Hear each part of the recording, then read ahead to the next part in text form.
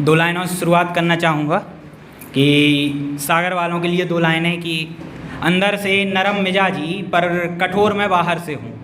अंदर से नरम मिजाजी पर कठोर मैं बाहर से हूँ और तुम अपनी औकात में रहना, तुम अपनी औकात में रहना क्योंकि मैं सागर से हूँ।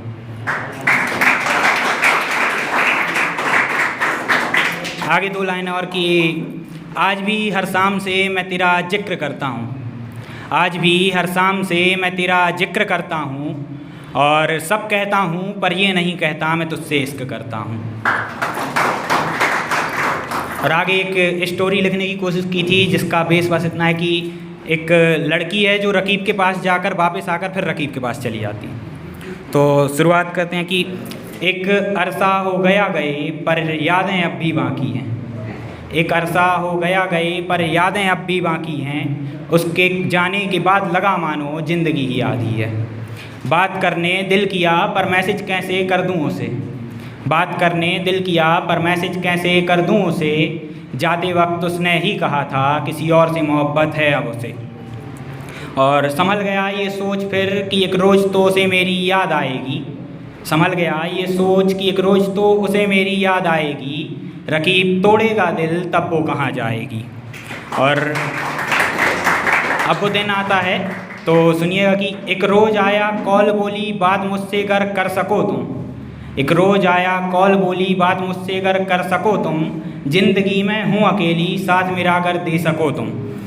मोहब्बत थी मेरी मैंने भी कहा चल माफ़ किया चल एक नई शुरुआत करें, मोहब्बत थी मेरी मैंने कहा माफ़ किया चल एक नई शुरुआत करें, हो इजाज़त गर तुम्हारी क्यों ना कहीं मुलाकात करें। तो अब देखिएगा मुलाकात कहाँ होने की बात होती है कि ई को मयूर बाग या फिर कैंट मॉल चल लेंगे, ई को मयूर बाग या फिर कैंट मॉल चल लेंगे, यदि चाहो तो फिर यूटीडी के लवर्स पॉइंट पर मिल लेंगे।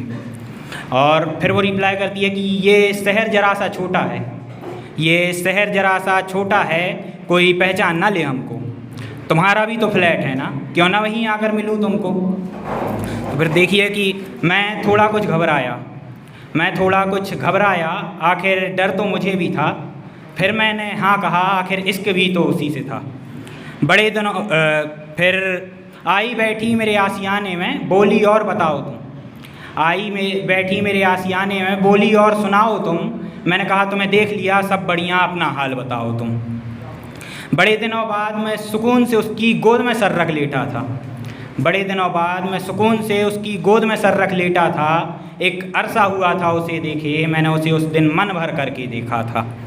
फिर वो बैठी ज़रूर थी मेरे इतने करीब, वो बैठी ज़रूर थी मेरे इतने करीब, पर रिश्ता अब भी हमारा पाक सा था, क्योंकि इश्क रूह से था मुझको ना ये खेल जिस्म और जात का था।